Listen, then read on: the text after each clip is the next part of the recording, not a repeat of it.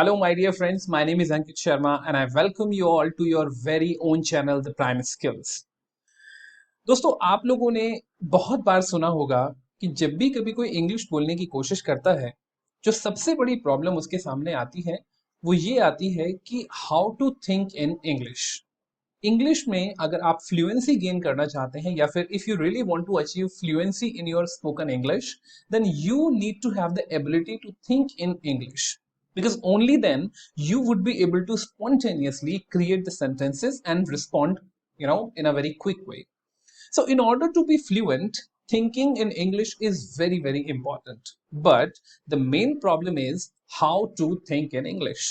English में सोचिए कैसे, क्योंकि हम लोग एक ऐसी कंट्री में रहते हैं जहाँ पे English is not the primary language in most of the states. Generally, you must be having your mother tongue. Maybe you must be speaking Hindi or Malayalam or Tamil or like whatever language you must be speaking, and then you are learning English as a second language. And when you are learning English as a second language, now this is a very particular challenge that you need to modify or mold your thinking into thinking in English. हम लोगों की आदत होती है कि हम हिंदी में सोचते हैं या फिर हम अपनी मदर टंग में सोचते हैं, नेटिव लैंग्वेज में सोचते हैं. बट अगर इंग्लिश बहुत अच्छे से फ्लुएंट बनानी है तो इंग्लिश में सोचना बहुत इंपॉर्टेंट है. तो question arises, how to think in English for fluency, and this is the title for today's video. आज के इस वीडियो में, आज के सेशन में हम लोग डिस्कस करेंगे कि किस तरीके से आप इंग्लिश में सोच सकते हैं 5 डिफरेंट मेथड्स या 5 डिफरेंट स्टेप्स का यूज करके. इन 5 पॉइंट्स के माध्यम से मैं आपको बताऊंगा कि अगर आप इन सभी पॉइंट्स को फॉलो करते हैं, अगर आप इन सभी एडवाइजेस को आप इंप्लीमेंट करने की कोशिश करते हैं, believe me, you can definitely see the significant improvement in your English fluency and spoken English. Okay, so let's begin. The first point is fix one topic or one event per week for thinking in English. Now, what does it mean?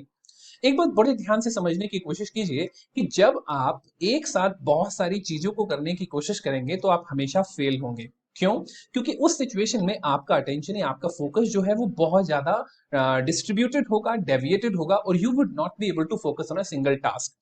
So I am just making this process very easy for you. Now what you need to do, आप generally जब भी कभी कोई भी काम करते हैं, let's say कि आप जब नहाने जाते हैं या फिर जब आप खाना खा रहे होते हैं, तो आपके दिमाग में बहुत सारे विचार चल रहे होते हैं. लेट्स से कि आप नहाने जा रहे हैं तो आपके दिमाग में विचार चल रहा होता है कि चलो अब नहाने चलते हैं, पहले मैं ब्रश कर लेता हूँ और उसके बाद मैं नहाने जाऊंगा, और आज मैं ठंडे पानी से नहाऊंगा और थोड़ी देर जल्दी से जल्दी मुझे नहाना है जिससे कि मैं जल्दी से जल्दी वापस आऊं और मैं ऑफिस के लिए तैयार होकर फटाफट से निकल जाऊं. अब ये जो प्रोसेस है, ये आप किसी से, ये जो कम्युनिकेशन है, ये आप किसी से करते नहीं है, ये अपने आप से आपके दिमाग में चलता रहता है. आपने भले इस पे ध्यान दिया हो या ना दिया हो, अगर आप ध्यान देंगे आगे से तो आपको समझ में आएगा कि हाँ, ये सारा कम्युनिकेशन आपके अंदर चल रहा होता है. Now what you need to do, एक वीक के लिए आपको कोई भी एक ऐसी एक्टिविटी चूज करनी है और फिक्स करना है उसे कि आज के बाद इस पूरे वीक में जब भी कभी मैं नहाने का प्रोसेस फॉलो करूंगा या जब भी कभी मैं नहाने के लिए जाऊंगा, तो उस नहाने से रिलेटेड जो भी कॉन्वर्सेशन होगा वो मुझे अपने आप से इंग्लिश में करना है. राइट? अब वो कम्युनिकेशन आप बोल के तो नहीं करेंगे, ऑब्वियसली बात है कि वो आपके दिमाग में चल रहा होगा. बट जब आप अपनी एक एक्टिविटी को फिक्स कर देते हैं कि भाई अब जो मैं इस एक्टिविटी में जो भी कम्युनिकेशन में अपने आप से करने वाला हूं, जो भी मैं सोचने वाला हूं, वो इंग्लिश में सोचूंगा, तो आपका फोकस उसके ऊपर बना रहेगा, क्योंकि थोड़ी देर के लिए फोकस को बनाना बहुत ईजी होता है. अगर आप ये कहेंगे कि आज मैं पूरे दिन इंग्लिश में सोचूंगा, तो वो बहुत पॉसिबिलिटी बहुत जल्दी से नहीं बनेगी, क्योंकि उसके लिए आपको बहुत प्रैक्टिस चाहिए. लेकिन अगर आप एक एक्टिविटी की बात करेंगे, नहाने की एक्टिविटी ज्यादा से ज्यादा 10 से 15 मिनट तक चलती है, तो अगर आप उस एक्टिविटी के दौरान अपना फोकस बना सकते हैं, आसानी से बना पाएंगे आप, तो आपको क्या करना है कि जैसे ही आपका नहाने का प्रोसेस शुरू होता है, आपको अपने आप को इंग्लिश में सोचना है. अब आपका जैसे ही नहाने का प्रोसेस शुरू होता है, आपको सिर्फ क्या करना है, आपको सिर्फ जो भी बातें सोचनी है नहाने से रिलेटेड, वो केवल इंग्लिश में सोचनी है. तो आप कैसे सोच सकते हैं? Okay, now already 7 AM, so let's go for taking bath, and before that I need to brush my teeth. So I use, okay, yeah, this is my blue toothbrush. I need to pick it up, and then I'm brushing my teeth, and then I need to clean my tongue. Okay, I need to make it fast because I'm really getting late for my office. I'll take my cold shower today, and then after that I'll prepare myself. I'll prepare my breakfast for myself. I'll get ready, and then I'm actually going to go for my office. So now see, this is just a very general thing, okay? You know, when you go for bath or when you actually involve in any activity, there are a lot of things which come in your mind, okay?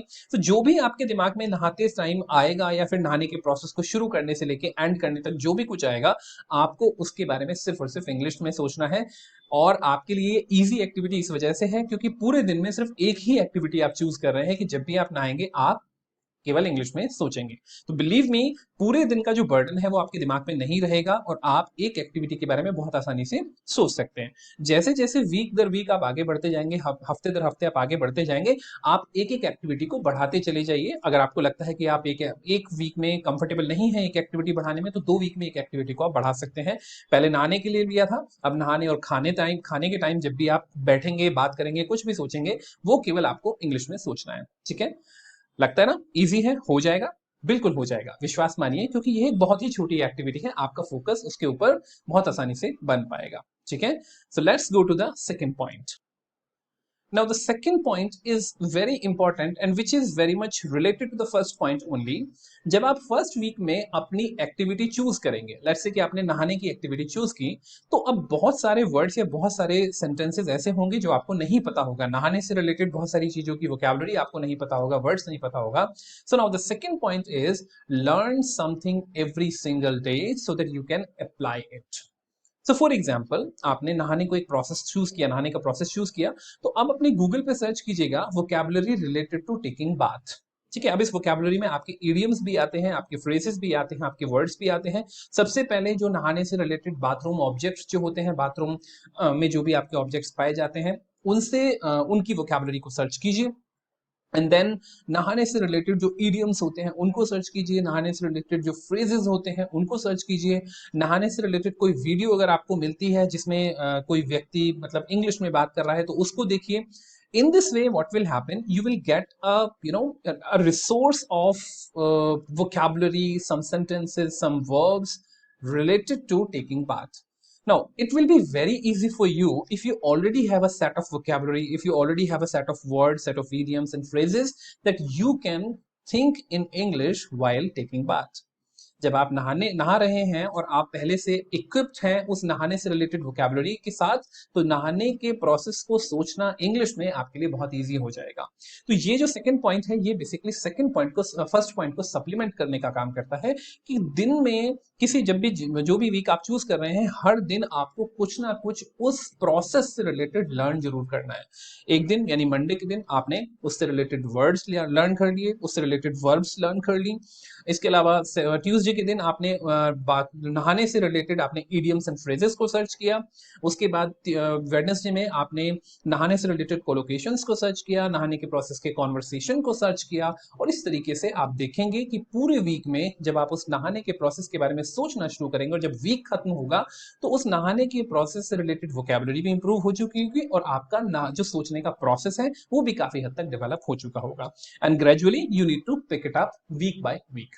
Okay, so let's move to the third point now. So the third point is you need to have a small conversation with you while traveling or while having your free time. Now just try to understand. Let's say कि आपको अपने घर से अपने office जाने में या फिर आपको अपने घर से अपने कॉलेज जाने में 15 to 20 मिनट्स का टाइम लगता है और आप बाइक ड्राइव करके जाते हैं या फिर आप ऑटो से जाते हैं। अब उस दौरान जब भी कभी आप जा रहे हैं, you are absolutely free because you are not communicating with anybody. Mostly you don't have any friend, so you are going alone. So that 15 minute of going and that 15 minute of coming can be utilized, which actually makes 30 minutes, which is a very considerable amount of time in order to improve your English. Now what do you need to do whenever you are going through auto or maybe through bike or whatever? You must definitely be thinking about something, right? So when you are thinking about something, just create that thinking in terms of conversation. So for example let's say जैसे मान लीजिए मैं bike चलाता हुआ जा रहा हूँ, तो मैं अपने आप से कुछ क्वेश्चन पूछ सकता हूँ। I need to create that conversation. वो डेलिबरेटली मुझे करना पड़ेगा क्योंकि वो 15 मिनट्स को मुझे यूटिलाइज करना है। अदरवाइज मैं इधर उधर देखता हुआ या फिर फालतू बातें सोचता हुआ ही जाऊंगा। लेकिन अगर मैं उस 15 मिनट को यूटिलाइज कर लूँ, उसको कॉन्वर्सेशन में कन्वर्ट कर दूँ, जैसे मैं अपने आप से पूछ सकता हूँ। तो कैसे क्वेश्चन पूछते हैं हम जनरली कि आज मैं कॉलेज जा रहा हूँ, तो कॉलेज में मुझे क्या क्या करना पड़ेगा। सबसे पहले मुझे असाइनमेंट सबमिट करना है, और मैम ने कल एक होमवर्क दिया था, वो मैं कंप्लीट नहीं कर पाया, तो मुझे वो होमवर्क करना है। और उसके बाद मुझे रजिस्ट्रार से मिलने जाना है, क्योंकि मेरा जो है रिजल्ट का कुछ मैटर अटका हुआ है।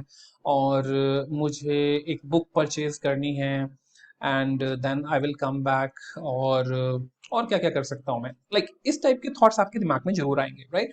So rather than thinking them in Hindi, why don't you think them in English? Now, what I need to do in college? Okay, first of all, I'll submit the assignment, and then I'll talk to the registrar regarding the matter which is struck, because of some process. And after that, I need to purchase book, and then I'll come back. And yes, I forgot about the homework which ma'am gave, and I believe that somebody from my friends must have done it. I'll have to just copy it. Okay, are you getting my point? What I'm saying? You just need to think about that process, think about the entire process in English. And believe me, that time is very fruitful time for you, because that is absolutely, that's going absolutely waste. 99% case लोगों के cases में वो time बिल्कुल waste होता है, या तो वो गाने सुनते हुए जाते हैं, या फिर वो audio book is a very good option again. But again, जब आपका टारगेट, आपका ऑब्जेक्टिव है इंग्लिश को इंप्रूव करना, फ्लुएंसी को इंप्रूव करना, इंग्लिश में सोचना, then why don't you utilize every single free moment with you? Okay, so what do you need to do? You need to make small conversation with yourself whenever you are free. चाहे आप railway reservation की line में खड़े हो, चाहे आप किसी retail store या किसी एयरपोर्ट पे वेट कर रहे हो, अपनी ट्रेन का वेट कर रहे हो, या फिर आप ट्रैवल कर रहे हो ऑटो में, बाइक से, whatever you are doing. Use your time meticulously while thinking in English. Communicate with you in English in smaller sentences. Okay, so let's go to the point number 4. Now the point number 4 is very very important. आप लोगों को ये advice बहुत सारे लोगों ने दी होगी कि don't translate from your native language to English. Now let me be very clear about it. I totally understand कि बिना ट्रांसलेशन के इंग्लिश को सीखना एक बहुत ही डिफरेंट प्रोसेस है। मैं उस प्रोसेस को बहुत ज्यादा सपोर्ट नहीं करता। मुझे पता है कि जब भी कभी आप नेटिव लैंग्वेज से अपनी किसी भी दूसरी लैंग्वेज को सीखने की कोशिश करते हैं, तो ट्रांसलेशन एक बहुत ही ऑटोमेटिक फिनोमिना है जिसको आप इग्नोर नहीं कर सकते। But what you need to do, you do not need to translate word by word. Problem वहां नहीं होती, प्रॉब्लम ट्रांसलेशन के साथ नहीं है, प्रॉब्लम है कि आप वर्ड बाय वर्ड ट्रांसलेट कर रहे हैं। You don't need to translate word by word, you need to translate into chunks. Now what is the chunk? Chunk is basically the group of words. अब एक simple सी बात सोचते हैं कि मान लीजिए आप कभी ये सेंटेंस बोलते हैं, मुझे जाने दो, राइट? मुझे जाने दो को अगर आप ट्रांसलेट करेंगे तो उसमें मुझे की इंग्लिश, जाने की इंग्लिश और दो की इंग्लिश, इन तीनों को आपको लर्न करना पड़ेगा। लेकिन अगर आप वर्ड टू वर्ड ट्रांसलेट करेंगे तो प्रॉब्लम क्या होगी कि आपकी थिंकिंग में पहले तो वर्ड टू वर्ड ट्रांसलेट करेंगे, फिर आपको ग्रामर के रूल के हिसाब से उसको सेट करना पड़ेगा, फिर आप ये सोचेंगे कि इसको ग्रामर के रूल के हिसाब से सेट करके सेंटेंस को मैं सही तरीके से कैसे बोलूं। इन सब चीजों से बचने के लिए आपको क्या करना है, आपको सीधे चंक में ट्रांसलेट करना है। मतलब मुझे जाने दो का एक सीधे सीधे चंक याद कर लीजिए, लेट मी गो। ऑलराइट, अब आपको यहाँ पे ग्रामर के रूल के बारे में नहीं पता करना, आपको ये नहीं पता करना कि इंपैरेटिव है, आपको ये नहीं पता करना कि लेट का यूज कहाँ पे करना है, ये नहीं पता करना कि बीच में मी क्यों लगा, एंड में क्यों नहीं आया, क्या सब्जेक्ट है, क्या ऑब्जेक्ट है। You do not need to worry about anything. So when you learn the chunk for this, what you need to do, you just need to replace different people. अभी आपने बोला let me go, then let him go, let her go, let them go. आपने एक chunk याद किया और without translating from word to word आप 4 conditions में वो सेंटेंस या वो चंक बोल सकते हैं। तो आपको क्या करना है कि आपको ट्रांसलेट वर्ड टू वर्ड नहीं करना, आपको जनरल सेंटेंसेस के चंक्स को याद करना है, जिससे कि आप बहुत फ्लुएंटली, बहुत कम से कम टाइम में उनको रिकॉल करके फटाफट से बोल पाए, without worrying about the grammatical mistakes और the translation of word by word. Okay, तो ट्रांसलेशन प्रॉब्लम नहीं है, let me correct it very clearly.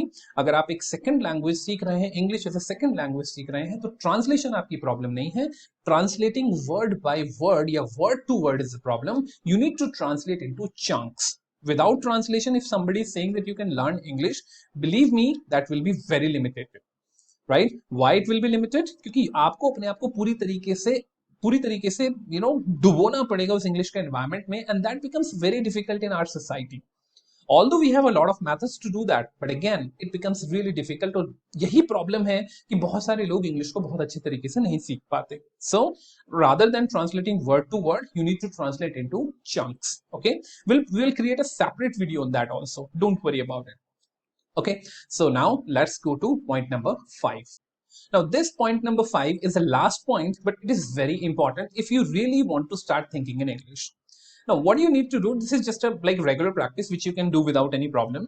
Every single evening when you are actually retiring, or when you are actually, you know, hitting the hay, what you need to do, you just need to either write down or record your daily schedule, what you have actually done.